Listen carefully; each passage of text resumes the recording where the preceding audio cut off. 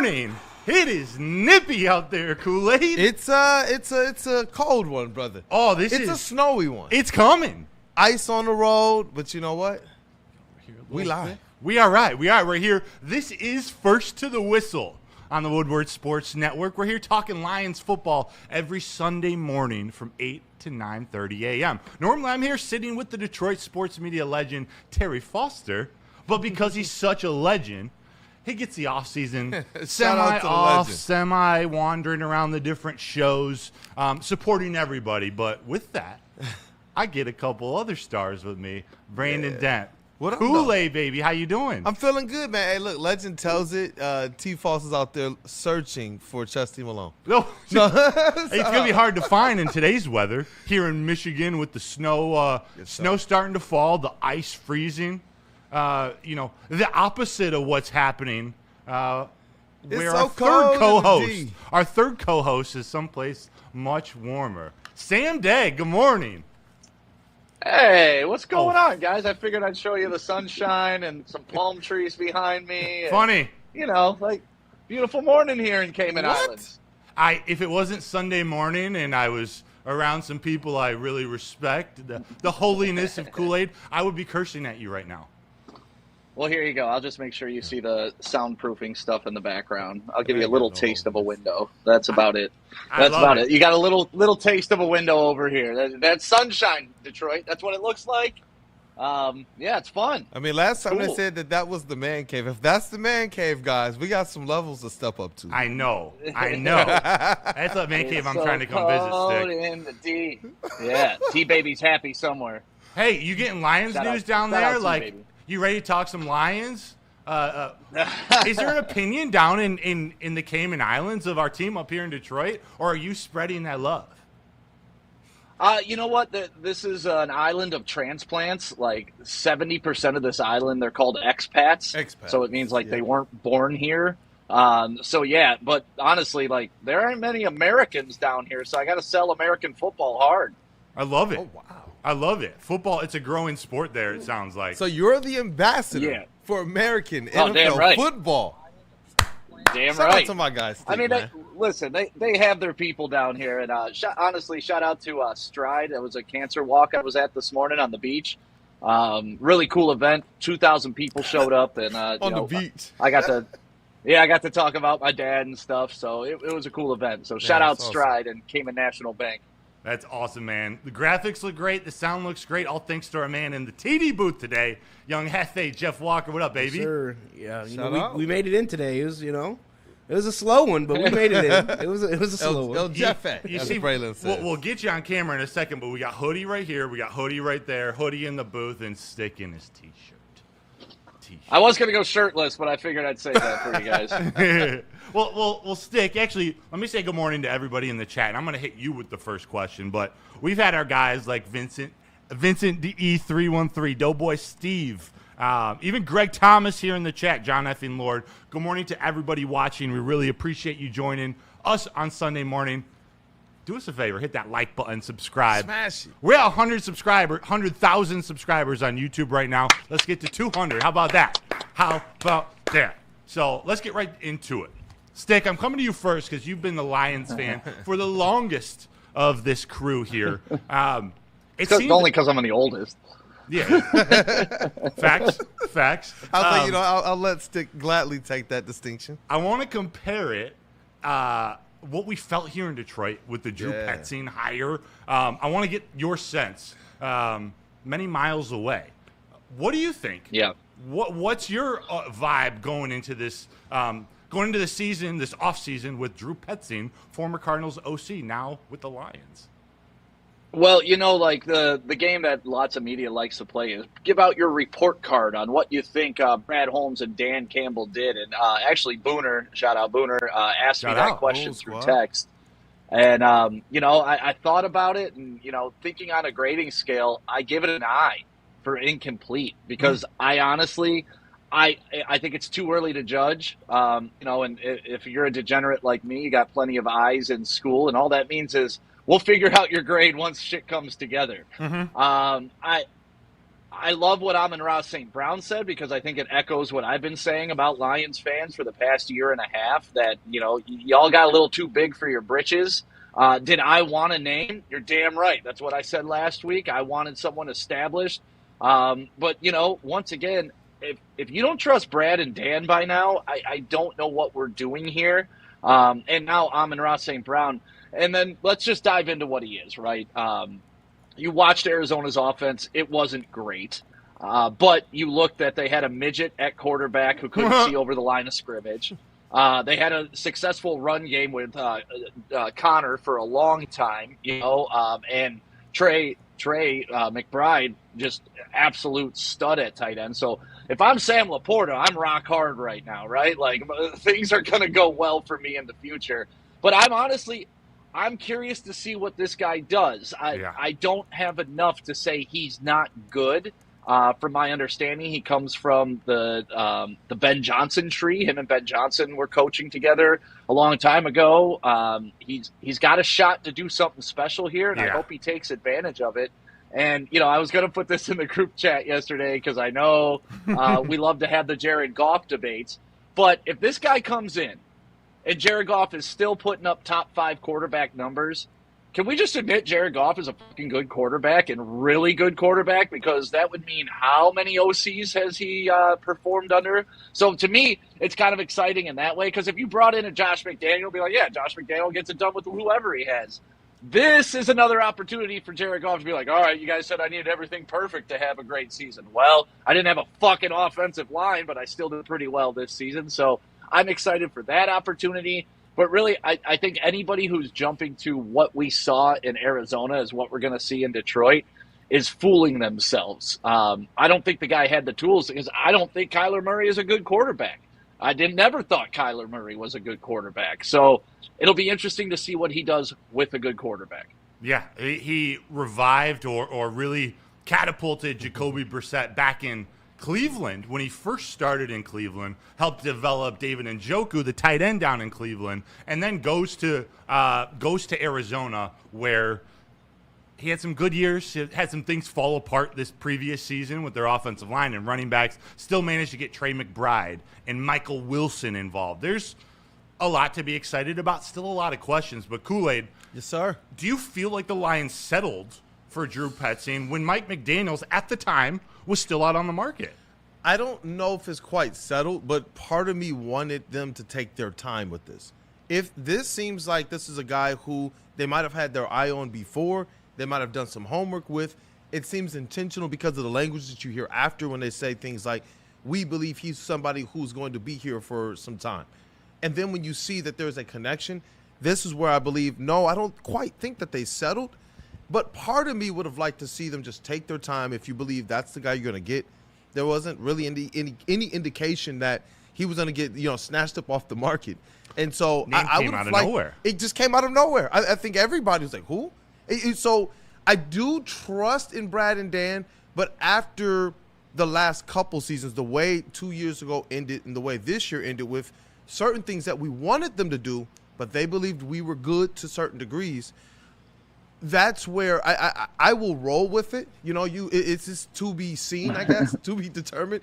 But it is something where I was like, huh? Yeah, it wasn't the name, and I was okay without a name. I know that there were things that we talked about.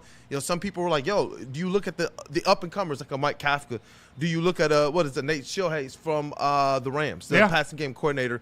That was a guy that I know, Braylon Edwards. He continued to say, hey, go and look at these guys. But then there's also the notion of, is there this fit? We talk so much about grit and culture and the right guys, and we've seen Dan even go out there and make the right picks or what he thought to be the right picks and have to move on. So to me, this one feels actually more calculated rather than settled. I just would have liked to see them take a little bit of time. Yeah, Joseph Austin in the chat says, Ben Johnson gave Petzing all the test answers. I'm pretty sure I heard Drew Petzing stood up in Ben Johnson's wedding.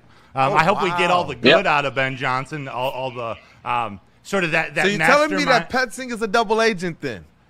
That would be ideal. I don't know if we're going to get him to admit that, but taking things from what he learned alongside Ben Johnson, under Kevin Stefanski, and then out in Arizona where I don't know if he really had a true leadership structure there with that organization or with Jonathan Gannon at OC. And then their quarterback is Kyler Murray. Yeah, Kyler Murray, always injured, inconsistent play. Once a long time ago, I was told he was one of those next up. Yeah.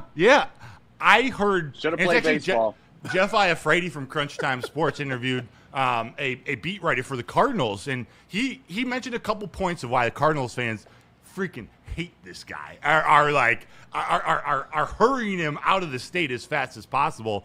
A lot has to do with the lack of usage of Marvin Harrison Jr., Maserati Marv, some of the play calling in certain situations.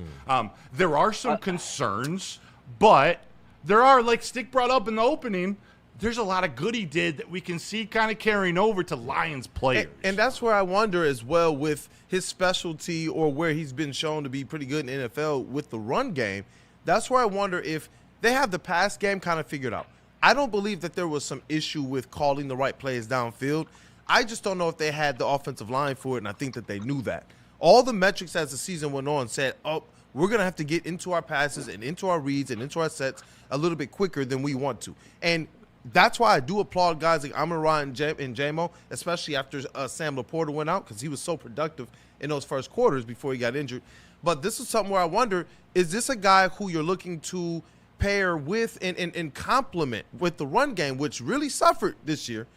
Is that what you're trying to do? Complement the pass game that you already have figured out, because the stats look pretty good. And I know stats aren't everything, right, but I do believe that Dan Campbell has some grasp of the pass game here. Obviously, if there's a connection between Petzing and Ben Johnson, you would hope that there is some connection there with the pass game and a little bit of the innovation that Dan Campbell is looking to build on top of the foundation he's laid. Yeah, Stick, does this feel a little more Broder. Yeah. Oh, go ahead. Go ahead. Ask your question. I was just going to talk about Marvin Harrison. I mean, the same Marvin Harrison that dropped 5 passes in the first 3 games of the season. Yeah, that's all on the OC, right? That's all on the OC. So I would have loved to talk. It was a scheme thing, Stick. Sent it to him. Yeah, wide open, hits the dude right in the hands. I mean, we all saw it. Like, if you watch more than just Lions football, you saw Marvin Harrison sucked at the beginning of the season. Did he come of age? Did he get better? Yes, and you know what I attribute that to? Coaching. That's it. A little bit development. Same thing when we talk about Jamison Williams. We know that there was a level of maturity and seriousness he had to have himself, but they also were intentional as an organization about putting the right development around him, including going and getting Teddy Bridgewater. Yeah, the backup quarterback who was playing a pretty instrumental part or role in just being able to mentor Jamison Williams. And then they went back and got him again. And to be able to hear J-Mo talk about that to me is where I guess I do have to be fair when we're talking about Drew Petzing. The organizations matter. That's that point blank period they do, and how they're run, and the types of people that you're working with, the types of personnel that you're working with. Is Petzing a guy who can drive a Ferrari? It's fair to say we don't know yet. But is it fair to also say he hasn't been put in the right situation yet? I think that first question is what has Lions fans hesitating a little bit or not initiating the reaction that maybe Amon-Ra St. Brown wants to hear. But haven't we heard, like, haven't we seen that Lions fans' instant reaction is usually the wrong one? I mean, Jahmyr Gibbs, right? Oh, you can't spend that amount of draft capital on Jahmyr Gibbs. Who the hell is this guy? Don't talk about Bijan linebacker was the of only the year. running back. Or don't talk about Jack Campbell, which Braylon Edwards walked out the damn studio because we drafted Jack Campbell that year. So, like, eventually, I love Braylon, but it's on tape. We can't deny it, right? Like, you want to go back and watch the draft party? Everybody, that whole draft. Oh, this is awful. Oh, yeah, it only got you Brian Branch, Jahmyr Gibbs, and Jack Campbell. So, like, the loud majority or the loud minority of Lions fans are what have pissed me off for the past year and a half, because it's like, first of all, it feels so unappreciative of what the Lions have given us over the past 4 years. Like, look at us, guys. The Lions had a winning record this year, and we're like, blow it all up! This franchise sucks! And it's like, well, wait, they had a winning record. They didn't make the playoffs. That's fine. That's the goal. But they had a winning record. It's not like the wheels fell off this thing. And so that's where I love what Amon-Ra St. Brown checking the fans is everything that they need. Because imagine this, guys. Imagine you get drafted to a 3-13-1 team. You take that team to the NFC Championship. The next year you go 15-2, get a first-round bye. The next year, game of inches, couple throws, couple drops here, maybe some good calls could have gone our way, stuff like that, and you have your 10 wins, you're in the playoffs, right? That could have happened. But then you're looking around, and you're seeing that nobody thinks you guys are good anymore. No, like, I couldn't imagine being a player, honestly. Like, I delivered you this, and you're telling me we're not good? Shut up, fans. Like, enjoy the ride. I hate the negative fans. That's part of the reason why we started Woodward Sports. I had enough of negativity from the mothership or whatever the hell you want to call them. It's so easy to be a negative fan. It's so tough to believe in your team. And when these guys are looking in the locker room at each other in the eyes, and they hear, like, they have rabbit ears. They know they're human. I mean, and they know Woodward Sports. They know what we're saying. So that's like when Easy's on the air saying Brad Holmes doesn't want to win as much as Howie Roseman. Oh, did Howie Roseman win a Super Bowl this year? Oh, but he went out and got Zadarius Smith, who retired 3 weeks later. Like, it's like, just shut up. Just enjoy the ride. We have a winning football team consistently for the first time ever in Lions history. So I'm going to give these guys a little bit more leash. And if they brought in a guy that they believe, like I said, I'm judging it as incomplete because I'm not going to sit here and be on tape 3 years from now when this guy's OC of the year. Yeah. Bears fan 1-5, F2L in the chat. Bears fan 1-5. In the chat, love the offensive coordinator pick. Dan Campbell will be on the hot seat at the end of the season. And then LaBartney, a super chat here for you, Stick, $5. LaBartney, thank you, man. All the way out in Dubai. Why does Stick have a weird room? I stayed in the Caymans for a minute and never saw a room like that. This is my radio studio here, guys. That's why. This is the studio, so. Shout out. Z99. Yep. K-Man's biggest hits and best throwbacks. I love it.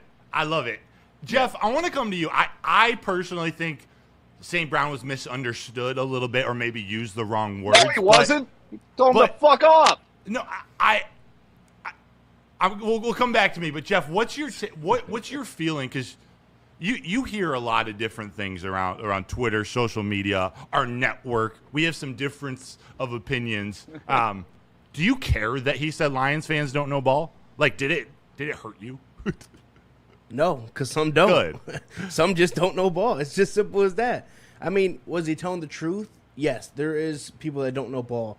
But in this situation, I think that it was just, you got to look at it as the fact that Lions fans are coming from a year of uncertainty where we couldn't get the rushing attack going.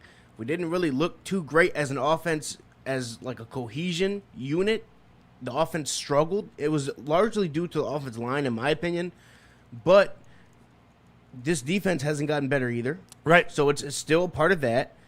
This Lions team overall just needs to get better. In a lot of ways. But I understand what he's saying. Like, you got to give this guy a chance because that is, we do have to give him a chance. It is. Now we can judge and we can grade and, say, okay, we don't really understand it. Especially when you had the name of Mike McDaniel around the building. That's it. Around the city. That's what got fans excited. That's what got fans going because they thought there's a possibility that Mike McDaniel will really come here and be the OC for this Lions team. And now that they went on and hired someone else before Mike McDaniel was hired or before he made a decision, that's what kind of made fans like, really? Right. Petzing, someone who hasn't really he hasn't really proven. We don't know who he is. Like, we have no idea who this guy's name is. And he's been in OC for 3 years, and we still don't really know. Yeah. So that's where you get, like, the fans are just questioning. But to Drew Petzing's point, he's never had an offense quite like the Lions offense with the weapons that they have at disposal. True. You don't have a Jahmyr Gibbs. You don't have a Jameson Williams with that type of speed. That's some of the concern. You don't have Amon-Ra, someone that before this season does not drop balls. You have that elite tight end, So and he did showcase elite tight end usage. Your points are valid, and that I think is part of some of the concern. He hasn't shown he can drive the Ferrari with all these weapons, and that sexy name out here, Mike McDaniel, who's out there, he has experience driving that Lamborghini. Definitely. And you look at some of these other teams that have made moves to try and go all in. I don't know if that's quite the recipe that the Detroit Lions need to follow, but shout out to Noah Wolbrecht. I remember right when the news happened, he actually texted us while we were live on Braylon and Shep's show, 2 to 4, Monday through Friday, shameless plug. I'm in the TD booth. Tap in. But he was like, look, you know that I'm already covering the Phoenix Suns G League team. But he was like, I'm also now covering the Cardinals. I had to watch every snap, and he believes that Drew Petzing was awful. Now, I agree with this notion. We have to wait and see. So as it relates to Amon-Ra, I kind of agree from that notion. But, a little bit of can I be a little bit of a devil's advocate? You'll play a little bit of devil's advocate here. Yeah, I feel like with Amon-Ra, sometimes the fans do win. And when the team does take the step back, not that he's wrong when you say some fans or fans don't know ball, and I can get how that can rub fans the wrong way. I think the reason why it did is because of the step back they took. Sometimes when you fail as an athlete, you're always going to be talented. You can't talk. You took the step back. The only notion that I think you should have is to make sure that you go out next year and you don't have this happen again, because you know what's going to happen to the fans? That's what will shut them up. Going on the podcast doesn't shut them up because we don't know if this is real. We were told last year to trust the process and that the two new coordinators wouldn't trip us up. But everybody in national media was saying what? I don't think y'all understand. 2 new coordinators is going to cost y'all. We thought we're too elite. We thought we got too many Ferraris. We thought, no, the next man up has always worked for us until it didn't. And so that's the one component where I say if we are completely reading the room the right way, completely, if Amon-Ra's going to be completely honest, one half of it is, okay, fans don't know ball. The other half of it is they trusted last year and they did get bit. I think that as much as you're going to try and apply the paddle, you also got to also have the mindset to apply, I think, with perspective, a little bit of the soothe as well. Yeah. They went through 2 step backs where we didn't win the Super Bowl, even though 3 years in a row, that was the mission. Yeah. Yeah. Stick, on that same point, where I think Amon-Ra maybe just was too broad in his usage of words, saying the fans don't know ball. I think what he meant to say was everyone's reacting hysterically negative without watching. It could work out. They're not watching film. They're not breaking down all the ins and outs of what Drew Petzing brings to the table and his strategy and how it could mesh with Dan Campbell. They're reacting because it's not Mike McDaniel. And I think that's what he was trying to say. It just came off as like, oh, they don't know what we're talking about. But, Stick, Amon-Ra St. Brown didn't know who Drew Petzing was either. He went straight to Wikipedia. That's all we did. That's all we did. We didn't recognize the name. We all went to Wikipedia and did our research, and we don't know what to think. So when Mike McDaniel hasn't taken that job yet, I don't know. It feels weird. That's what it is, Broder. It's the fact that guy was still out there, and you chose someone that, to large part, fans didn't know. A lot of people, it wasn't talked about. You don't know who he is. 2 days after the McDaniels hype. Exactly. It was exactly. Like, so it comes at a big surprise, and fans are they're hurt. They're hurt that the fact that they thought that they were going to get Mike McDaniel, and they didn't. Or they thought that they would get, one of those hot name OCs that could have been out there. Why, though, right? Because there really isn't any besides Mike McDaniel. Right. Because you had already, David Blau had already got hired. This reaction would have happened. Oh, my God. Anybody. David Blau. Yeah. He was a hot name. He was. I believe that. Jesus Christ. Stick, do you think this reaction would happen with any hire other than Mike McDaniel? That's the point I'm trying to make. Anybody. Mike Kafka. That was it. And hey, guys, guess what? Sometimes the hot chick doesn't want you. Right. Guess what? He didn't. Like the dude has been residing in Miami for the past how many years? And then he comes to Detroit during a fucking polar vortex, looking around with his little short shorts showing off his ankles with his tight pants. Dude doesn't fit in Detroit. He would have been a square peg in a round hole here. It would have been a rental for 1 year. You can't build around that guy. And you know where he picked? Shocker, L.A. Guess what? Well, not confirmed yet. LA. Not confirmed yet. Okay. But yeah, okay. Yeah. That's gonna be one quirky sideline, yo. I wonder how Lions fans would react if what was happening with the Chargers fans would happen to them. Like, what if we heard Mike McDaniels was our OC, and then 2-3 days later he's taking head coaching interviews? He wasn't. Yep. And that's the part. It's tricky because that. I think everybody wanted the guy. Obviously, offensive genius, talented throughout. But you know what? Sometimes it's just not the right fit, and that's okay. Dan Campbell is an alpha. Dan Campbell is a grit guy. When you look at Mike McDaniel, do you see grit or do you see flash? Flash. I'm sorry. It's flashing all the way.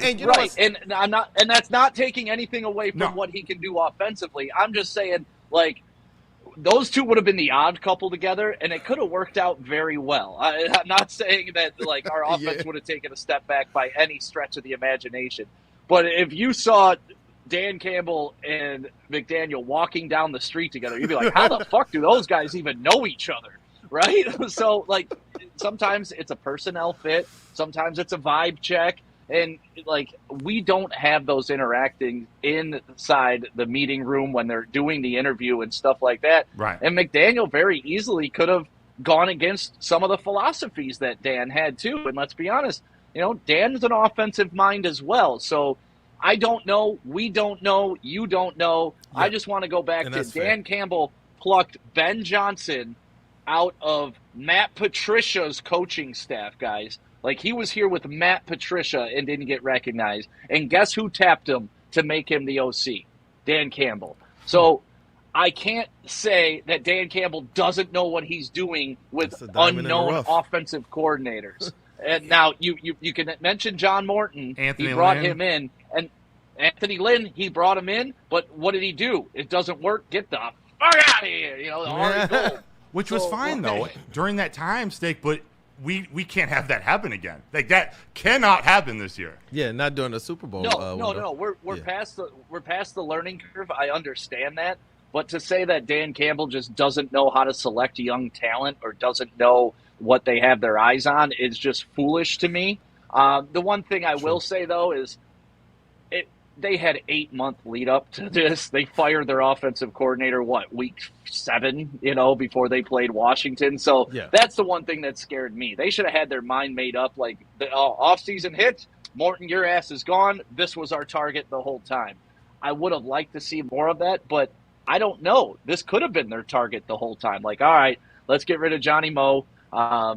We got this guy in waiting in Arizona. We love what he does. And, they could have pulled a McVay and been talking to this guy all season long about just, hey, when are you coming here? And maybe that's why he didn't do so well in Arizona, because he was like Ben Johnson, just peering over the fence for the last half. You know what? Let's rock. And you know what?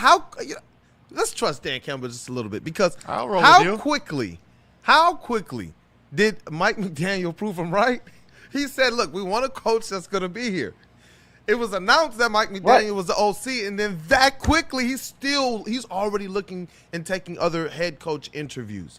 That type of stuff is I guess that's where Dan's at. He wants a person that, if we're saying Super Bowl or bust, we got to get it done this year. You really want a guy who's looking at the Super Bowl playbook, the Super Bowl strategy, rather than, I like how Stick did it, peering up over the wall. I think that if Drew Petzing's job is to come here and just take over this offense in ways we saw Ben Johnson do, because the first couple years, that's all that Ben Johnson was doing.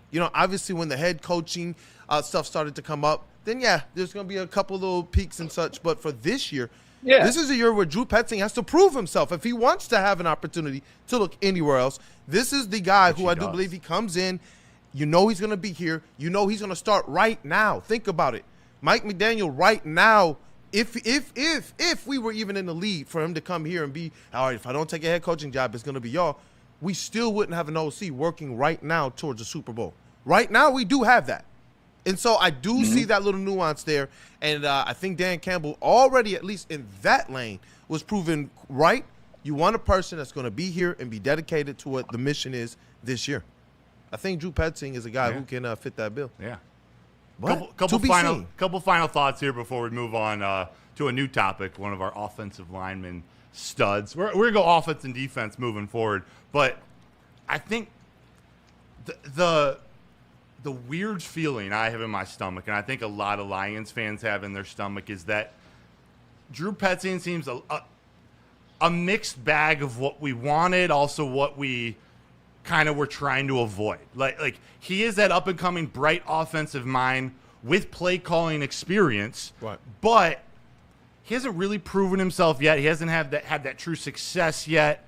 Also, he's looking to become a head coach soon. He interviewed for the Bears job last year, so that's his goal, his trajectory. We're not going to if he's good like we want him to be, if we're a Super Bowl team in 2026 like we want to be, his name's going to be near the top of head coaching lists next offseason. Right. Also, it doesn't feel like his offense is a finished product like Mike McDaniel, where, again, all things being equal, he's the OC. You say, all right, go deal with the offense. Here's a couple things I want to do. I'm Dan Campbell. Mike McDaniel, include this, but go do your thing. Seems like Dan Campbell's got to have his hand in the pot of that offense still. Maybe it's to help with the passing game because Petzing is pretty money in the run game. Complimentary thing. But it's not like Dan Campbell can just coach the team, be the head coach. And right. So that's where I'm a little like, oh, there's a lot of really good. There's a lot of, man, I wish it was different. But, I'm hearing names like David Blau would have been the guy. Oh, yeah. Well, yeah, we really missed it. Like, it's like every backup Lions quarterback was mentioned. Oh, Dan Orlovsky's going to be the guy. And it's like, listen, nobody they would have mentioned, nobody they would have hired would have satisfied this fan base. This fan base now thinks that we, if we're not getting Bill Belichick as our offensive coordinator, like we haven't done our job. And it's like that's not how it works. Like, who won the Super Bowl last year, right? The Eagles. Who was their offensive coordinator? I don't remember. That guy. All right, the year before, who won the Super Bowl? The other guy, come on. And who was their offensive coordinator? Exactly. I can do this all day, right? Who's the offensive coordinator of the LA Rams right now? Who's the offensive coordinator of the Seahawks? Crickets, right? So like that's the thing. We're overvaluing. No, you're right. And Xavier D in the chat. But if you don't get starting veterans on your offensive line, the offensive coordinator hired doesn't matter. Yep. Like they need to go. Why did Chicago do well this year? They rebuilt their whole damn offensive line with Penei, and then they brought in Jackson. And Jackson, we let go, but he's serviceable this year. Yeah. And they stayed healthy. That continuity throughout the season, that was a different Bears team by week 6 than it was we saw them in week 2. That offensive line figured out how to play together. They believed in Ben Johnson, what he was calling, and Swift and Monagai had really good chemistry, seasons, timing, which rhythm. allowed Caleb Williams the time, like weeks at time, like the time along the season to develop and get confident. And during games where he shows up in the fourth quarter, they found a way to win. But they couldn't beat the Lions. They couldn't. They couldn't. Partly because we got Penei Sewell here in Detroit, who's we all agree one of, if not the best offensive linemen in the NFL. Humans. Yes. Yeah. Incredible dude. He was named to the PF Pro Football Writers Association All NFL First Team. The dude just hoards awards. But what I want to ask you, when we're talking about rebuilding this offensive line and question marks at left tackle with Taylor Decker. Oh, yeah. Do you consider moving, and Stick, I'm going to come to you first. Do you consider moving Penei Sewell from right tackle to left tackle no matter what?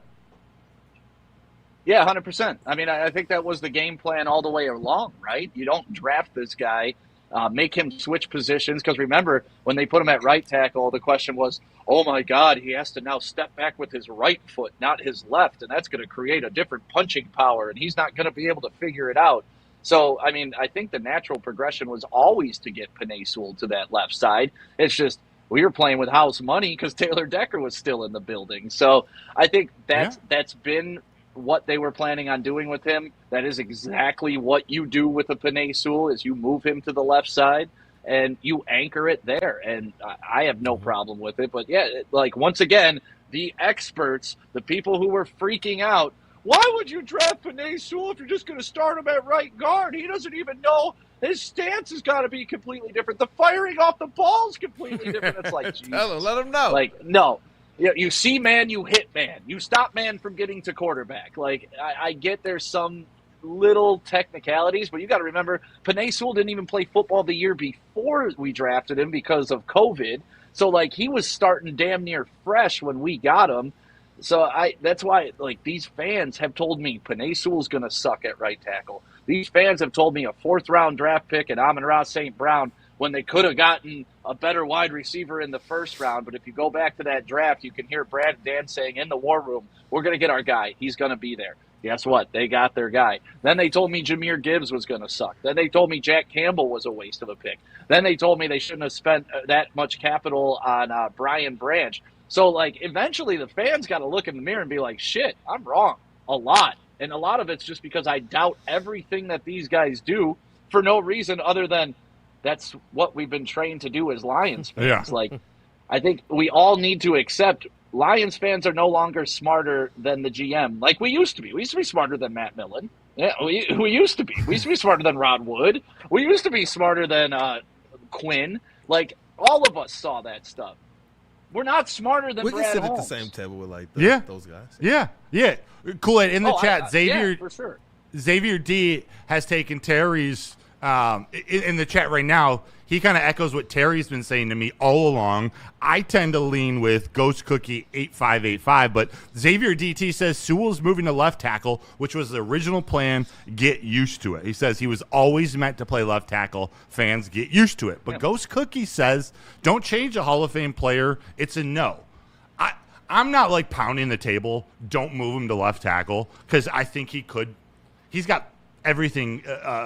He's got all the tools to be a Hall of Fame left tackle too. But I'm like, why mess up something? Why fool around with something that is working so well? Where do you stand? With me, I agree with Stick. I remember all of the fanfare, all of the fire around Penei Sewell playing right tackle. People were ready for this to be his heir apparent at the blind side, effectively. And I wonder how much of that was just people who were, oh my goodness, it almost seems like sometimes people prove Amon-Ra St. Brown's statements true. But see, I do feel like when you talk about them playing with house money when they got Penei Sewell and started him off at the right tackle, I thought that presented your opportunity to honestly have the best offensive line possible and jumpstart what wound up becoming a Super Bowl window much quicker than anybody thought. Naturally, I do want to see him at that left tackle, me personally. I believe that might be, if you talk about all the technique things, if he was really this good at right tackle, does he pose an opportunity to be that much better at left tackle? Is it easier to draft or replace at right tackle where, when Goff drops back a lot of times and where he's looking for Amon-Ra on this side, it might be a little bit easier to make sure that he's not feeling the pressure from that blind side, and it might be easier to get a draft pick or a free agent to come in on that right side and be able to bolster things and give yourself an opportunity to have your best offensive line. Yeah. That's the most key thing for this. All the hoopla out of the Drew Petzing thing, the most important thing for the Detroit Lions this year is to make sure that offensive line is right. And I do believe that Penei Sewell moving from right to the left is a good start in that direction. All depends on what Taylor Decker wants to do. True that. This is from whether he retires this year or plays one more. The schedule of it all is going to force the hand of Brad Holmes and Dan Campbell to figure out, are we going to draft a Caden Proctor, who's a true left tackle, and we'll keep Penei Sewell on the right? Or do we go after a Spencer Fano or one of the Utah guys who can play both or can play a little bit of guard? You can have that position versatility. It all depends on what Taylor Decker decides to do and what their preference is in the draft. But Penei Sewell is going to be elite at either side. The key to this whole offseason is what they do on the interior. I was going to ask you, can you paint that picture? Because, I felt like we saw Jahmyr Gibbs run a little bit better between the tackles the season before this past one, and I think that center position and everything that was going on in that middle had something to do with that, as well as, honestly, Jared Goff having less time to pass the ball this year than he did last year. And what's that picture look like for you? No matter where Penei Sewell is, what's that picture looking like for you? We're hopping on the Drew Petzing bandwagon, and we're playing 12, 13 personnel, and we're getting back to that ground and pound a football that we saw 2 years ago when against the Rams early in the season, the game doesn't really look great. Ben Johnson isn't having his best call game, but overtime hits, and we're running, 9-11 straight times with David Montgomery.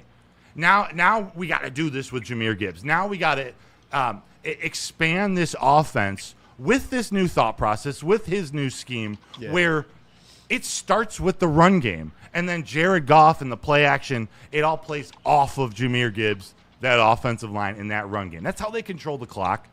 That's how Jared Goff gets into his play action, is able to continue keeping the clock going and continue the time of possession game, throwing the ball because of how elite they can be over the middle of the field when the run game is play going. action just didn't seem to have that same pop this year like we've known it to have.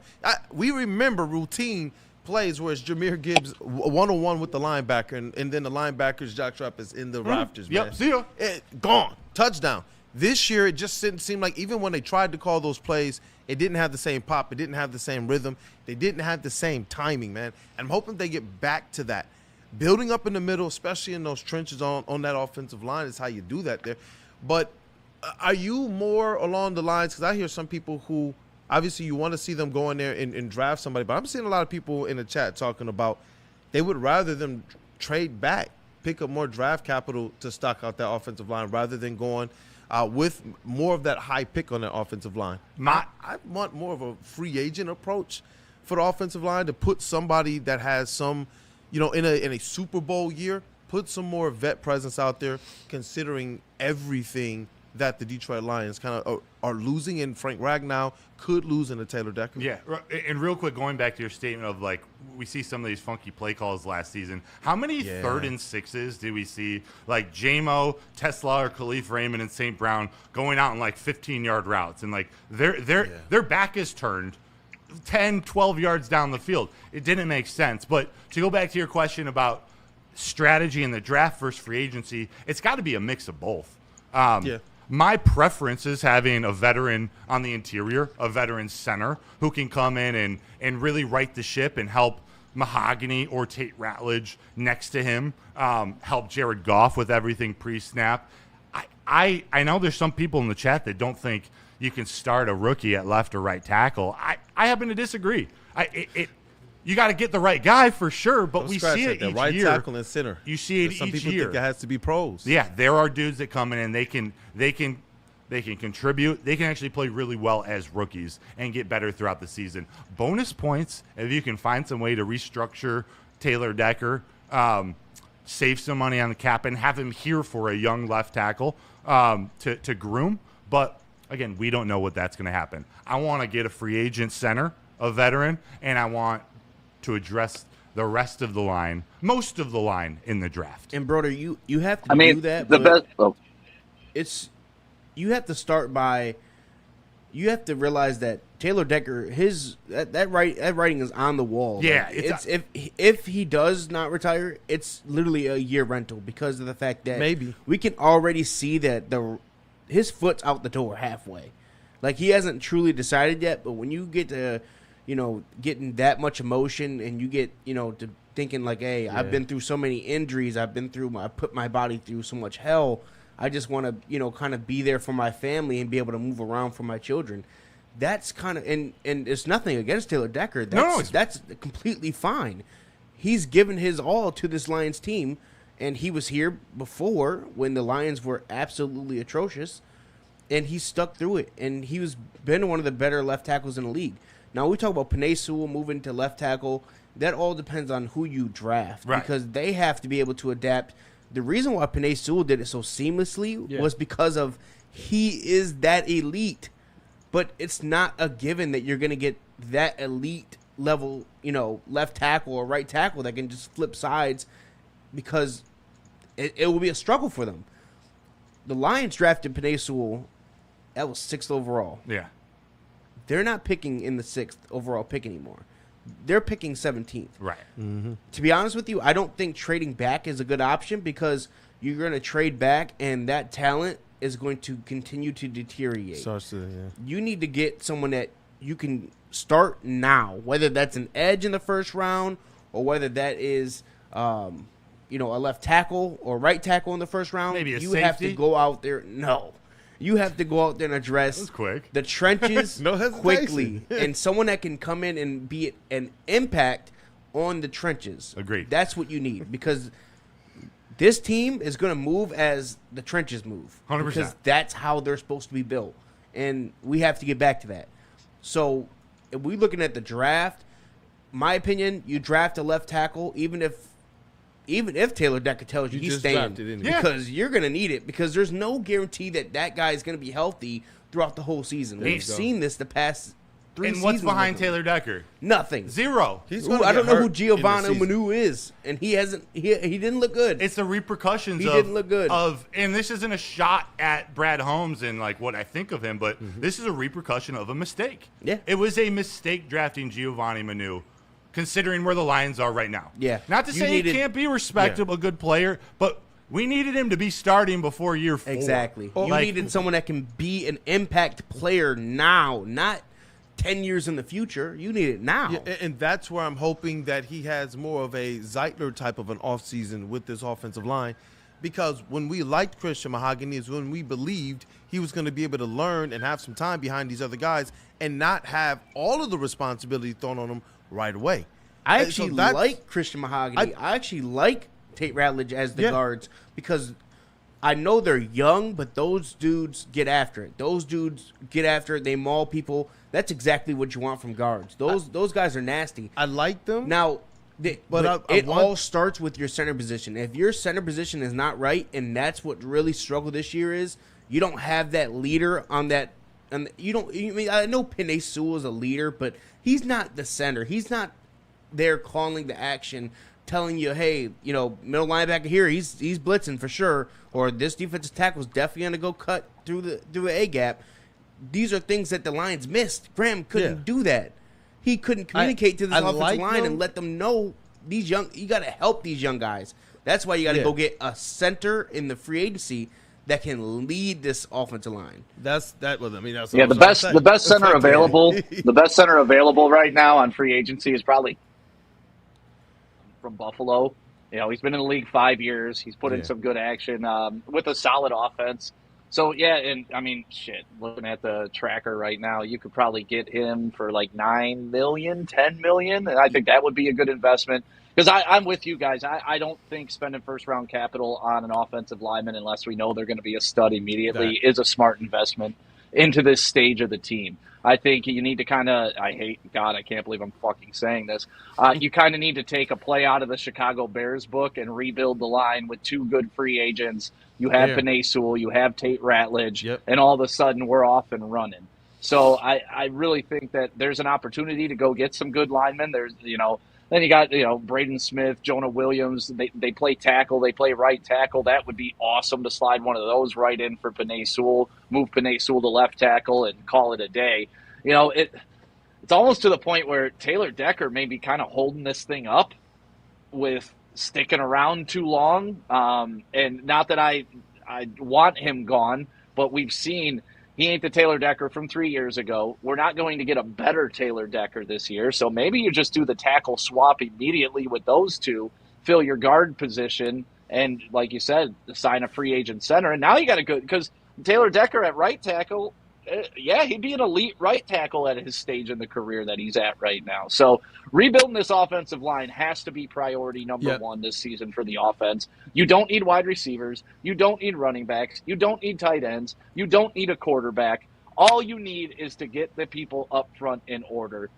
And you know what? Bring back Zeitler. I think a lot of people slept on Zeitler. Him leaving, Summer of Zeitler big again. problem this year. Yeah, I agree 100%. I guess he wanted to go to Tennessee, and they wanted to send him home, but but like I think sometimes you understand that. Look, just because I'm playing in Tennessee, a little bit. I'm still playing in Tennessee.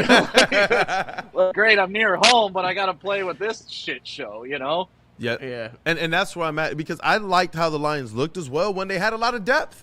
The one thing that we have to expect is there to be some injuries, and that's where I'm hoping that they go and they get some pros, a couple of them along that offensive line who've kind of been there and done that, while they still have those young dogs in Christian Mahogany, while they still have some young dogs that they're going to go and draft as well if they choose you know what, first round, we're going to go somewhere other than offensive line. I'm hoping that they pay as much attention to it as possible, though, man. Yeah, I really do. Let's go to the defensive side of the ball. I was going to say, other than offensive line, second for me, it's that secondary, man. That secondary is in trouble. We're going to get to that too, but I got to ask you. I'm going to start with you because Stick talked about him when Braylon reacted to him being drafted. A lot of people reacted similarly. Kool Aid, you've had his back since day one. Jack Campbell, he won the 2025 Pro Butkus Award for the NFL's top linebacker. Oh yeah. Shout out to Jack Campbell, man. And you know what? That Year was one 3, of those guys. The bell. I love the bell. Yeah, that is. You know what, Stick? That's a permanent part of the show now, bro. Give me more time, You know what, man? Jack Campbell, this is a guy who, in a year where it seemed like there was some turmoil as it relates to the Alexander Zaloni stuff, you know what I mean? You get a Derek Barnes back. This was, I thought, prime for Jack Campbell to prove that he was not just the green dot of the Lions room, but one of the best linebackers in all of the NFL. Last year, some people said, okay, he took some steps. We saw him ball out, but, you know, man, he was just kind of lunching on that line. He came back and did it again and took it up another notch. And how can you be against the linebacker coming from the school that he does? And this is a guy that they seem to be really, really, really, really pumped up about. And that draft they clearly had as it relates to all of the assessments down pat with those players. And I was kind of excited about it. As a Michigan fan, I don't like Jack Campbell. You know what I mean? It was like, the Hawkeye. You get it. You see him.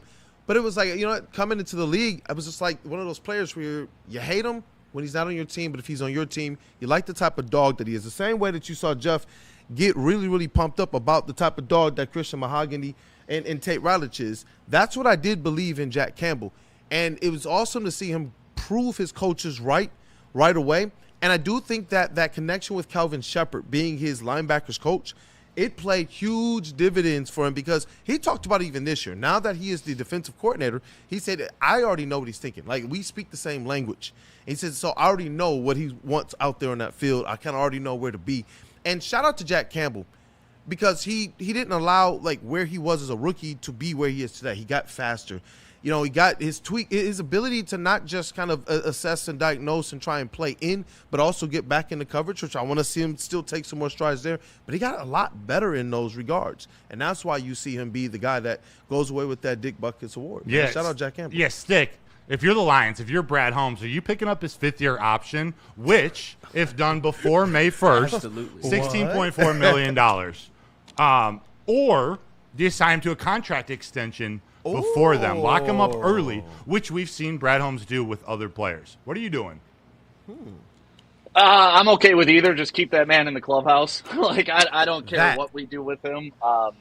You know, to what Kool Aid was talking about while you were saying all that, it just reminded me of how good our coaching staff is, right? Like, look at the development of the players that they've drafted.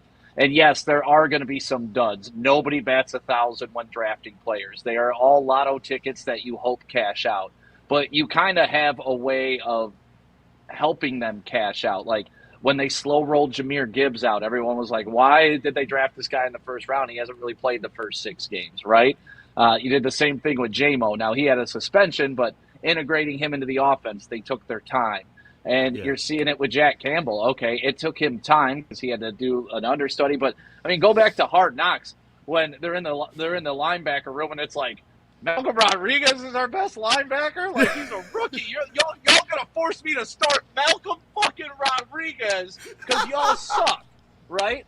Like, and that was an actual conversation these coaches were having. So Jack Campbell, to me, is just another feather in the cap of Dan Campbell and the coaching staff on how they evaluate players and see their down the road potential, not essentially what they're drafting today, but they're down the road. And then just like the locker room interviews with Jack Campbell this year, when he got the bloody lip and he's just like, yeah, you know, it's just football. I'm out there, just having a good time.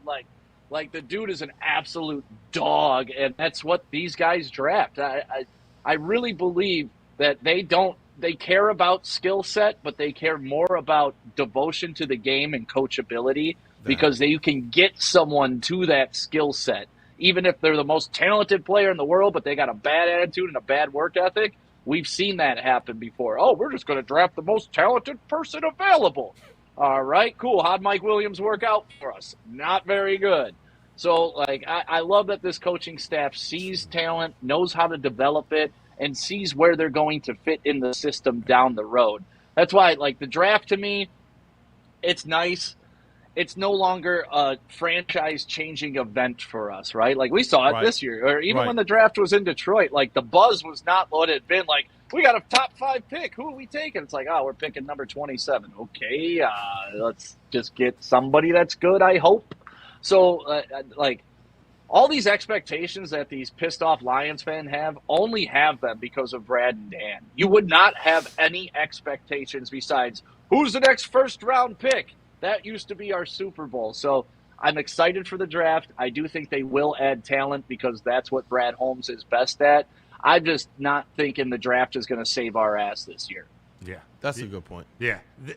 Jack Campbell, I think the Branch injury and Laporta injuries may force your hand. If it wasn't already forced already, you got to pay this man. You got to extend this man. Lock him up. This is...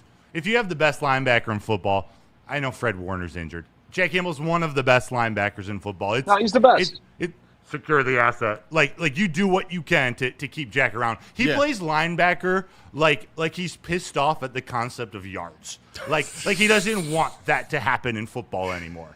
I want that on my team. You lock him up. Pair that with Jahmyr Gibbs in the first round of 2023. We haven't seen a dynamic duo like that in a really long time, drafted in the same round. I don't know if you guys have thought of anyone else other than Will Anderson and C.J. Stroud in the same draft, but how many other duos drafted in the same round of the NFL draft, the first round, pan out to be possibly the best running back and the best linebacker, or the best whatever position on offense, whatever position on defense? So fire. It's special. That draft is special. Fire, bro. Yeah, can I address Steve-O Baby in the chat real quick? He said, Stick, people are pissed because we're sick and tired of a team that was 2-4 in the division and now 9-8, and you think that's acceptable.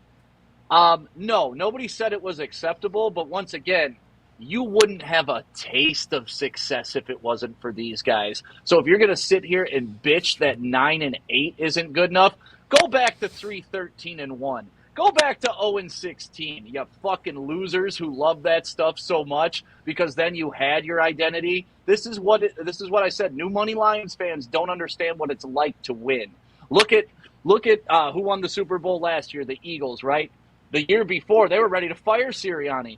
Oh, he didn't have them where they needed to be. This is how it works in the NFL. Not every year is going to be a banner year. But you know what? The Lions are in the fight now, next year, the next year, the next year, the next year, and 1 year it's going to pop for us. And if you think it's over because they finished with a winning fucking record in a division where everybody had a winning fucking record, and now we're going to get the last place schedule, we're going to play the last place in all the divisions that we're playing in. Now, granted, it's only 3 games, but look at one extra win for the Lions, and they're in the Super Bowl this year. So you're telling me that's not going to help?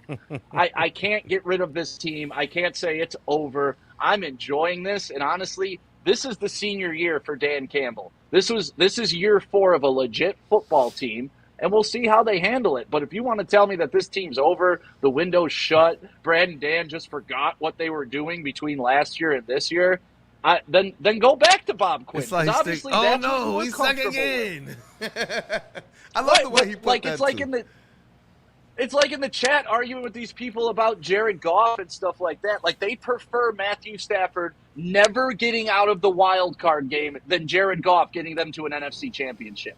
They literally processed this, that was better for the Lions than what is happening now. Oh, well, Stafford put up a ton of numbers in the regular season. Give me wins. Show me Give his me playoff wins. Oh, wait. How about not even playoff wins? They want to bash Jared Goff for having turnovers in a divisional round. You know who never had a turnover in a divisional round here for the Lions? Matthew Stafford. You know why? Because he never made it to a divisional round. So, like, this is what drives me nuts. These old Lions fans, they're just stuck in their ways of, oh, Matthew Stafford was great. Those were great years to be Lions fans. Really? Name me one great year. He threw for over 4,000 yards in a Mike Martz offense. Okay, great. Who gives a shit? Like, I like playoff wins. I like watching my team go out on the field every Sunday knowing they can win every single game that they play. I didn't have that my entire life till 3 years ago. So if you think I'm going to look at the guys who gave that to me as any less than, you're fucking crazy. This regime has delivered you your shitty expectations that you think you can now hold them to the standard. You can't, because you still celebrate the losers of this franchise. You celebrate Matthew Stafford, who couldn't get out of the first round. That came from the heart. It did. I was like, gotta let him go. Caseville Country Boy. Stick sounds a lot like St. Brown on his podcast, insulting the fans. I seem to remember Super Bowl or bust from Stick as well. Now we're all losers. Make up your mind, Stick, from Caseville Country Boy. No, you're a loser, except for the Cheeseburg Festival in Caseville. Shout out to Caseville. But no, yeah, you're a loser for crying about having a winning record. Crying about having a perennial Super Bowl contender, crying about having an MVP-style quarterback, crying it's just, at the end of the day, what is it going to take for you to enjoy it? Pump the brakes. Is it pump the brakes? Who voted last year? He was not an MVP. He was top 5 MVP candidate 2 years ago. Not this past season, but the season before he was. Okay. So and was he top 3? Every season he finishes with stats that put him amongst the league's best every single year. But that's not good enough for him. He would rather have Matthew Stafford that couldn't get us out of the first round, lose 3 playoff games at every chance he had. That's what the dude in the booth wants. He's gonna win a Super Bowl this year, so okay. And if he doesn't, are you gonna call him a failure? Yeah, I will. I will. I'll say, damn, right, they should have won. I'm gonna hold you to that next week. I'm gonna hold you to that next week. It's just like the Lions. If you didn't win the Super Bowl this year, it was a failure. It was a bust because of the fact that you have this. You already have this expectation of having a team that is supposed to be a Super Bowl caliber team, and you didn't even make the playoffs. So it's disappointment, but now as we're continuing to talk about the offseason for the Lions and what they need to do, you brought up Will Anderson and C.J. Stroud. Them bringing Will Anderson in and signing Danielle Hunter and having that dynamic duo, you see where that, just the dividends that paid off of for the Houston Texans, that got them into the playoffs. That won them games. That won them a game. Like, that duo is good. So, I got a question for you, though. If it's Super Bowl or bust, right, wouldn't you rather them not make the playoffs if they weren't going to win the Super Bowl? Absolutely not. I want this team to play its absolute best at all times. So that's whether or not they make it or they don't. You would have been okay to be the Packers this year. You would rather be the Packers this year than the Lions. I'm not gonna say I'd rather be the Packers because that's I don't even like saying that word. But they had Super Bowl expectations and they got bounced from the first round. You would have rather the Lions have that than not make the playoffs at all? I mean, I would have rather them made the playoffs. Because it's Super Bowl or bust, right? Yeah, but I would have rather them make the playoffs. If they're getting bounced in the first round. I want them to make it as far as they can. If they're not going to win it all? Because you never know what could have happened when they got into the playoffs. They could have actually went on a run. You don't know. But we do know what happened to the Packers. We do know that they got bounced in the first round. Yeah, but let's say you would rather get bounced in the first round. Stick, let's say we were the Packers, right? Did we not beat Chicago twice already? Did we not beat Chicago twice already? So we already have that winning record over Ben Johnson and the Bears. We could have done it again. Then we could have been facing the Rams. And we gave them a run for their money at that point with their defense. So, I mean, I'm not going to say that I would rather them just not make the playoffs. But it is Super Bowl or bust. But here's the problem. With that Super Bowl standard, one team then, in your eyes, is successful this year. Everybody else is failures, right? Yeah. The end prize is to win the Super Bowl. If you don't do that, what you're saying? But do you see how much of a stupid standard that is? So you're saying there's no good team besides the Super Bowl champion, I'm not saying there's no good teams because I believe there's tiers. There's tiers. Like the Lions are not an awful team. Like they're not the Jets. They're not the Titans. Like, come on, like it's a difference. Raiders. But when you Are talk they the about Browns? teams that are we talk about teams that are supposed to be in contention for Super Bowls every year. The Lions have now brought themselves into that equation. So I want them to live up to that expectation that yes, it is time to go get a Super Bowl. And how do you do that? You do that by addressing the trenches. We talked about getting offensive linemen. It's time. The time for talk is over. It is time for the Lions to do action and go draft an elite edge rusher coming out of this draft. Because you pair that elite edge rusher along with Aiden Hutchinson, that's going to help your defense. That's going to help your secondary. You're not Kool paying Aid that is Mr. already We're held. Good. You're not paying. They're already hurt. You're not paying Mr. We're Good. Who? Mr. We're Good. No, absolutely not. Matter of fact, You don't want no AQM? He should no. That I'm price sorry. tag might Look, get up. AQM, you had a great year. I promise you. I'm not signing you to that contract. Too many times teams have been burnt by that. The Lions. James Houston had 7 Put your hand in Zadarius Smith. But y'all cried about Zadarius Smith. He now wait a minute. Zadarius, now hold on. You got me. Zadarius Smith has had a great career at getting sacks. He's done that throughout a whole career. AQM has only done that one season. How long has AQM been in the league? Well, I mean, he's 31? I mean, like, dude, he's been around for a while. You get out of college at 25, buddy. Like, you've been around for a while, buddy, and you haven't put up those stats like that. He's been in the season. He's been in the NFL for 5 seasons, so he hasn't put out output like that. I don't want to just go out there and pay him $8.5 million a year, and we're not sure that he can even duplicate before that. He got here. Who did he play opposite of before he got here? Who knows? Well, that's part of the equation because Zadarius Smith got to play opposite of Myles Garrett when he was putting up numbers, right? Yeah, but I mean, that's true. Okay, kind of helps. So if we're gonna go off of that, kind of helps when you got an Aiden Hutchinson on the field. AQM couldn't even be. AQM was off the field when it came to rushing defense. Stick, what are your thoughts on Ndamukong Suh? This if is he was from that, Bartney. If he was that good, super chat. Yeah, the super chat. Yeah. What do you think? This was when we were having the. What do you think of Ndamukong Suh? Labarty sent that in. Yeah, just poking. Hold on. I love Ndamukong Suh. Bring him back. So we can't talk about anything bad about Ndamukong Suh. No, can't do it. But on the AQM conversation, is he the guy? Or which player on this team is the – let me start over. Which upcoming this offseason free agent from the Detroit Lions do you think they need to prioritize bringing it back? Is it AQM? No. DJ Reader? Roy Lopez? I like Lopez. I like Roy Lopez because of the fact that – ticket's going to go up, though. His ticket is going up, too, man. His ticket has gone up. But AQM, Roy Lopez, they're going to be getting more money. Yeah, but DJ Reader's going to be getting less money. Enzo's – who knows? He might get $10 million. Roy Lopez feels a desperate need for something that you actually really struggled with going down the stretch of the last few games of the season, where the last half of the season where you let up an extraordinary amount of rushing yards. That's unacceptable, especially for a team that's supposed to pride themselves on stopping the run. Like, you can't let that happen. And I feel like he fits a need in that aspect to where, yes, I would love to have him back. And he's a young guy still, so he still has room to grow, still has room to get better. You still have Tyleek, you still have Aleem, and now you're getting Aleem back after a year of that injury, so he's going to probably feel a little bit more normal, feel a little bit more like himself.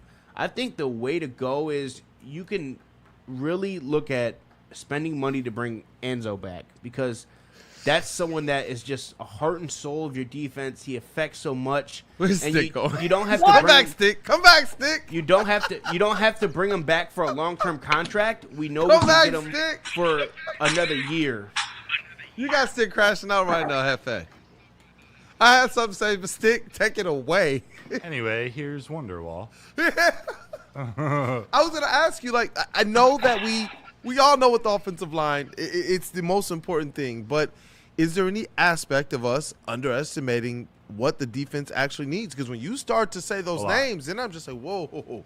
I do trust Brad and Dan, but there's some stuff out there. Stick is back with us. Yeah, look at the 4 teams that are playing later today. Yeah. the 4 teams who recorded the most pressure from the interior of their defensive line throughout the entire NFL season. They're still playing today. The last 4 teams alive. So you need to prioritize your defensive line, especially the interior. And Roy Lopez was your most consistent player from start to finish. But I don't think the players on the interior are the problem. I think it's a scheme thing. I think they got to make decisions what to do with Anzalone because he's your best coverage guy. He's your best blitzing linebacker, but he's going to be expensive. And if you pay him and you pay Jack Campbell, if you pay Alex Anzalone what his market value is on Spot Track, which is $7.5 million, seems kind of light to me. You're paying your 3 linebackers $31.9 million, which would be the 3rd richest linebacker core in the NFL, and it's just 3 of their players. That is true. That is true. Alex Anzalone wanted a new contract this year, and what did they do? Here's $600,000 more. Thanks for playing. If they wanted to re-sign Anzalone, they would have done it. So, like, the fact that he's the linchpin of this defense when we just got done discussing Jack Campbell has made Alex Anzalone somewhat irrelevant when it comes to the Lions defense. And that's the succession plan you want. Like, this is what good teams do. You're going to have to let go of the guy who got you there for the guy who's going to take you further. And love Anzalone. It was great what they brought here with him from the Saints. I wasn't a believer when he first got here. Right. He turned me into a believer. I'm not discrediting his talent, but you got a better guy in place right now. So Alex Anzalone, once again, the reason we didn't extend you last year, just gave you an extra $600,000, was because you ain't the long-term solution anymore. This is business now, and this is something that New Money Lions fans also have to learn. Sometimes your favorite player is going to get shipped out because he ain't part of the process anymore. Man, you are preaching on that one, and you know what? I think it's a part of their formula. When they did have Alex Anzalone here, and he emerged as effectively the cream of the crop amongst that linebacker core, that's what it was. It was one dude, and then a bunch of guys that we were like, who are these guys? And now you have actually a much better and I think a more sure player as it relates to Jack Campbell that you can actually build that out. We know that if you got the right linebacker that's wearing that green dot, they can definitely pull and make waves amongst that linebacker core. I do want them to go and shore that up, but I am more confident with Jack Campbell leading the linebackers today than even when it was Alex Anzalone a few years ago when you would say he was the clear-cut favorite. So that's a unit on this team that I'm actually very, very comfortable with because of Jack Campbell and the Lions showing the formula that if we got the right guy wearing that green dot, we're going to be good no matter who we kind of put around him. If that's the route they go to bring Enzo back, you need more out of Derek Barnes, right? You need more pass rush. Yeah, he was decent. You paid him. Decent, but not for what he's cost. He did not have a good year for what he didn't you're live paying up to his worth. No. Yes, and you need more out of him if you're going to have an expensive linebacker core. Otherwise, go pay a safety. Go pay an edge rush. Go get a more premier edge rusher or premier defensive tackle. Got to tackle Jameis Winston. Yeah, play nickel where you have more safety.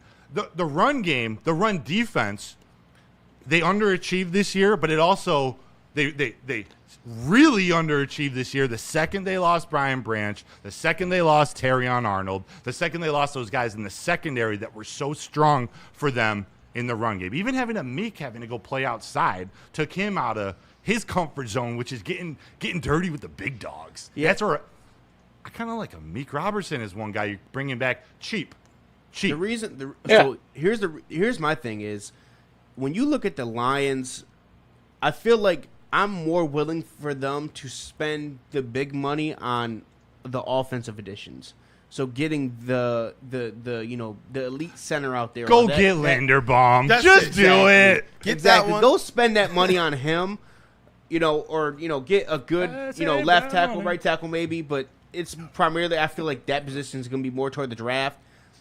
But also to get some, because when you look at the defense that the Lions want to play, it's hard to bring in a rookie, especially in that secondary, and ask them to just completely go out there on an island and play as well as you think they should. We've seen the examples. And that's a struggle. So for me, especially with you don't know Kirby's situation, and we know Brian Branch is going to be out for a while. Like he's most likely not coming back until the second half of that season. It's going to be later on in that season. Exactly. Is he going to be more effective? Is he going to be even who he is, or is he how we don't know how he's going to look? What's the future of your safety? You have to address the safety position, and that's something that I'm sorry, but there's not a lot of guys on this defense that I can say, yeah, I'm willing to go spend money and bring you back because this defense was bad. So I would rather them just go out there in free agency and go get guys that they know are good and spend the money doing that. But they have to come in because you, as a veteran standpoint, you need veterans in that secondary because you're asking a lot from these guys in that secondary. And I'm sorry, but throwing a rookie out there and just saying, hey, this is what it is. This is what it is. You're going to be man up on, the most elite guys in the league as a rookie. That's just not going to cut it. Yeah. It's just not going to cut it. You need help. Do you guys think that, actually the coaching will evolve and say, hey, we don't have the horses to run man. Maybe we should switch it up a little. I hope so, Stick. Because to me, maybe they wake up and realize, all right, we don't have Darrelle Revis. We don't have a Ramsey. We don't have that player right now. So playing man is probably not the best. And that's where I got pissed off at Calvin Shepard this year. The definition of insanity, and we've all heard it, is doing the same thing and expecting different results. And all they did was trot out the same man defense. Oh, even though cornerbacks are dying left and right, we're going to trot out Amik Robinson, which he does great against Justin Jefferson, had some other tough moments in the regular season. But, to me, that's the biggest part about the defense is, are we going to get a Ben Johnson-type defensive coordinator that can scheme to the players he has, not try to fit players into a system that he doesn't have the weapons to execute? That's what pissed me off last year. And, Stick, to your point, I hope that Shep just realizes, hey, this is not Aaron Glenn's defense. This is your defense. You can make it your own. You don't have to go off of what Aaron Glenn did before. I get it. That was your mentor. He was there. He's the one that kind of, taught you the ropes. But, hey, this is your show now. This is your Ferrari to go drive, and you need to go drive it. You need to stop being hesitant to switch it up because a lot of these teams in the NFL, they're not going to play majority man when they don't have not every team has the Pat Surtain. Not every team has the Sauce Gardner. You're not going to be out there trotting out there playing man defense for a whole game and expect to win because these receivers, not only does the offensive game cater to them, but they're elite at getting open. So you need to be able to play off a little bit, play a little bit of zone. And you know what that creates? It creates more turnovers because now you're forcing quarterbacks to throw into windows that, well, there could be a corner in that zone lurking. Mm-hmm. That will open up a lot more interceptions for your corners. Yeah. Our corners are not primarily ones that get interceptions. Yeah. That's because they're too busy trying to chase around Justin Jefferson and chase around Jamar Chase, and it's just the play style of man defense is outplayed. Yeah. And it's time to switch it up. Also the deployment of how you deploy your defensive line. Mm-hmm. Why is Hutch playing the wide 9 out there? Why is he? I don't know why he's way out there. Was he getting a running start? He's out the. You got to change it up. And like Stick said, referencing other maybe more experienced or Ben Johnson-like defensive coordinators, I go right to Jim Schwartz, and I think, all right, who's opposite on that? Who's opposite Myles Garrett? And they have a pretty good interior. I like Mason Graham, but Myles Garrett breaking sack records on his own. You find a way to get your playmakers, even on defense, in the right spots to make plays, including on the bench to get a breather so you can go make a play. It's kind of like throwing the ball how did Myles Garrett make any plays without Za'Darius? But you know what? Hey, Brody, you made up a great point because Aiden Hutchinson played 94% of snaps on this defense. That is insane, especially from a pass rusher who, yes, if you're trotting out there every single play, dude, you're dead dog tired when it comes to 3rd and 4th down. No wonder why you can't get to the quarterback. You've done it. You just had to chase the running back down and try to tackle him for 2 plays. Yeah. Or you're still pass rushing on 1st and 2nd down and you're tired. You are literally tired when it comes to 3rd and 4th down. This is something that needs to be addressed with the edge Yeah, Get you pressure. have to have more depth. He needs help on that side, on the other side. But I was actually pleased with Aiden Hutchinson this year. You talking about coming back from what we all saw to be a pretty gruesome injury, and to be as effective as he was, to be able to get some of the. I know that some people, there's some noise around it. He didn't even from this base of people say, huh? Yeah, he didn't have the 20 sacks, but you know what, Kool Aid? Yeah, he was. You're not going to. It takes time to get back to normal after having an injury like that. And I thought that he looked. Effectively normal this year. If not a guy who I know. You know what? This is a dude that you're happy that you gave the bread to. But we know he's driven. We know he's driven to be better. We know he's driven to go be great.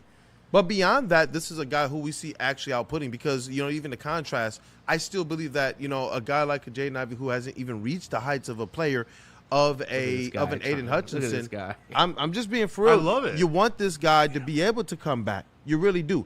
And you know that he has that fight and that drive. But Aiden Hutchinson, at least in his comeback attempt, has shown just something a little bit more. And that's a guy who, like I said, you're comfortable with paying. This guy is going to get the job done. And that's why I said AQM was the opposite. And I'm glad that AQM took advantage of having Hutch there. And we've seen other people in the past, like James Houston, probably be a benefit from having a Aiden Hutchinson over there. But I think that it's time that we do something nice for Aiden Hutchinson. And I think that that's also in turn doing something nice for Kelvin Shepherd and your defense by putting some pit bulls on each side of that defensive line. And like you said, man, just letting them tee off on the quarterback. I want them to beef up that interior so much, but I like what they've kind of done, bringing in a Tyreek Williams. And I think that he's going to ultimately be a good anchor. We still have Aleem McNeil here who they've paid. He came off of an injury. I think he's going to get better. So I think you're just looking at getting that one more piece there to take a little bit of the pressure off of Aleem, because we know he's a guy who can put, even from the interior, some pressure on a quarterback. But can you imagine if it was just all-out ballistics from both edges? Needed. Could you imagine? Could you imagine if Aiden Hutchinson got to rush from the inside at points? Could you imagine that? Could you imagine being able to move him around the defensive line? Could you imagine putting him on a stunt where you have him kind of doing basically what teams did against the Lions, was rush right up the middle? How often did we see Micah Parsons come from the edge, right through the A gap, right past the center's face to sack Jared Goff? Find the mismatch and put Aiden Hutchinson not very often after his injury. He did get hurt. He did get hurt. We got to wrap this up. Imagine investing 2 first-round picks, all that money into Micah Parsons, only to have him never play again at the same level. Oh, it sucks to be the Packers. Man, put your eggs in that basket. I don't root for injury. No. They're looking for DC. He's one of those guys that will come back. Packers misery, though. I don't root for injury, but I do root for Packers fans' misery. Yeah. If retained, Casey Rogers nobody deserves has it more than Packers fans. All right, let's wrap this up real quick. I want to just get you guys picks for the games today. We do have one real super quick. chat. Pardon? Oh, yeah, you got it. I was going to say LeBartney, another $5 super chat. Hutch, you're getting paid. Get your condition up. Again, LeBartney in the chat. Did you see I didn't say that too? What? I didn't say that. I think he had one a little bit further up. I didn't. I didn't say that $5 super chat. Got to re-listen to this because my days without Woodward streams are just plain boring. Great job, guys. I didn't say that. We appreciate you guys, and we appreciate everybody out there watching us today. It's starting to really come down here in Detroit. 2 minutes left in the show. We're going to go around the horn. At 3 o'clock today, the Patriots are at the Denver Broncos. Jarrett Stidham, starting quarterback for the Broncos. Who you guys got? Money line. Who's winning the game? I want to believe in the Denver Broncos defense. How? Nasty. Listen, I understand. But it's going to be the Patriots. But the Denver Broncos defense has been legit. But you know what? I got that the Patriots, defense is also, they get after it too. They forced a lot of turnovers. I know they're not shut down as the Denver Broncos defense is, but that team. I mean, it's does a new create place turnovers. for Drake May though. Against the Denver Broncos defense. It's a new place, but I'll tell you this. How much faith do you have in Jarrett Stidham? Like we have. I don't know. Like, a lot of people didn't. What do you need him to do in one game? Yeah, that it's tough for Broncos fan because that is a devastating blow. And Bo in Nix, a game where you just like this, like the refs helped you a little bit, and you got over it, you got the win, and your quarterback's now out for the rest of the season. Like that is tough. Stick. Patriots? You going Patriots? Or the home team?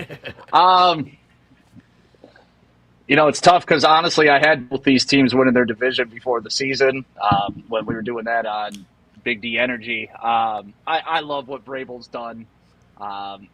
It's just tough to beat Sean Payton sometimes. I think he can scheme up even for a mid-level quarterback. He can get them to what they need to do to put enough points on the board. I'm going to go against the trend with you guys. I'm going to take the Broncos. I'm with you. I think John Morton is going to do wonders for Jared Stidham and a Mile High today. Get out of here, man. I think Broncos defense is going to have a hell of a game, and they're going to just sneak by to the Super Bowl where they face the winner of the Rams at the Seahawks tonight Patriots at 6:30. Stafford versus Darnold. Nakua versus Jackson we all know Smith who and these Jigba. jerk-offs are picking. Kyron and Blake Corum versus K9. I need K9 to have a great game, by the way. It feels like you're just supposed to say the Los Angeles Rams. But Well, you Seattle, can say it. they Go ahead, just say have it. this pedigree, man. And just despite all of the Detroit Rams fans here, let's go Seattle, man. The defense, Sam Darnold magic, man, it's been going on for a few years now. I think he gets it done against Matthew Stafford in the LA Rams. Gavis Concon 2004. Darnold chokes again.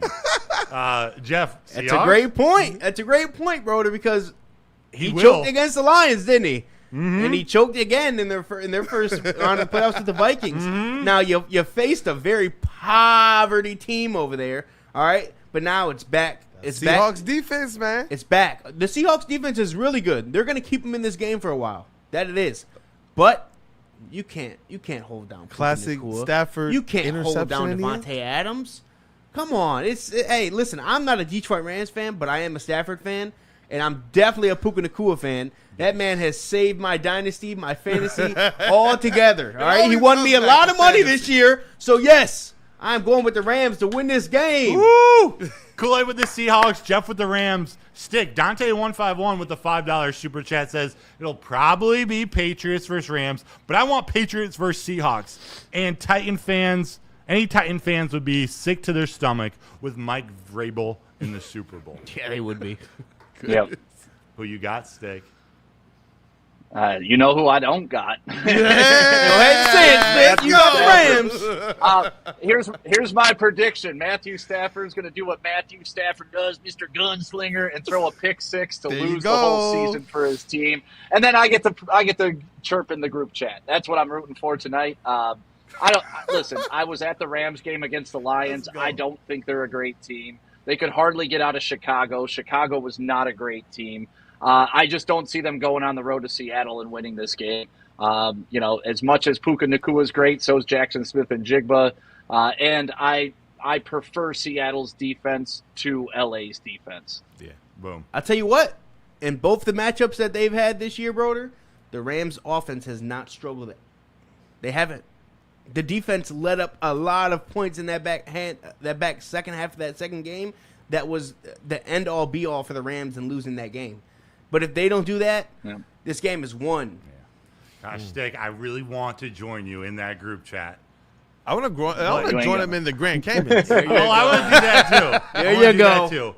Join me, Broder. Only golf lovers allowed down here. Come home. I love golf. I think that the team that wins this game is the team with the better quarterback and the better head coach, and that's LA.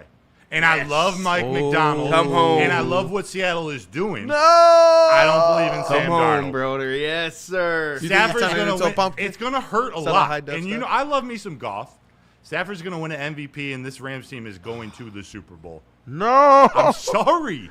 That sounds so dirty coming out of your mouth, brother. I'm going to go drive into the snow. Yeah.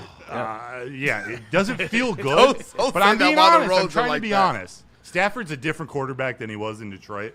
He is. He might have, I really hope he has the game Stick's talking about. I just think him and McVay, they're going to find a way to win tonight. Tony said, just admit you don't want Stafford to win another ring. I don't. Look, I'll admit that too. I don't either. I do. Hell no. I didn't want him to win his first ring. No, I mean, the guy got placed in probably one of the best all-time spots of any transfer quarterback. You get a team that had already been to the playoffs, already been to the Super Bowl. You add Odell Beckham Jr., you add Jalen Ramsey, you add Von Miller, And, yeah, he gets all the claim, even though the pick against Tampa Bay hits the cornerback right in the chest, which they should have lost the game. And it hits him here, drops. That cornerback catches that pass. All you jerk-off Stafford fans would have to endure that he's a failure. But, no, he caught the pass, and so be it. It is what it is. He got his Super Bowl. But if you tell me he built that team, I'll call you a liar. Well, what are we going to say now? Because Aaron Donald retired. Jalen Ramsey's not there anymore. Von Miller's not there anymore. He couldn't be Sam Darnold. So now we're right back here. He doesn't have Cooper Kupp. He doesn't have Odell Beckham. So now they've drafted Puka Nacua. Now they got Devontae Adams. They signed him. And now they're right back to the same spot they left off on. And Stafford's about to win another ring and put a stamp on the MVP season. Come on now. Damn, man. Like does his balls hurt your chin when it hits it like that? Isn't it weird that all quarterbacks need things around them to be good? Weird. Hey, never said they didn't. Never said they didn't. Isn't it weird that Stafford couldn't come into Detroit and get a win against Jared Goff in the playoffs? Isn't that weird? Weird. All in all, I love football. I'm glad it's back today. I'm glad it's back. Everyone, thanks so much for joining on Sunday. For Stick, for Kool Aid, for Jeff, for the entire Woodward Sports Network. This was First to the Whistle. We'll see you next week. This was fun. Go Lions. The Detroit Lions are in the playoff push. Guys, I'm so freaking proud of you, man. That's a way to show up. And Woodward Sports is your official, unofficial Lions network. Make sure you wake up every day with Wake Up Woodward, followed by Big D Energy, Hermione and Edwards with Maz, and of course, the heavyweights. Detroit's #1 destination for all your grits and Lions coverage, Woodward Sports.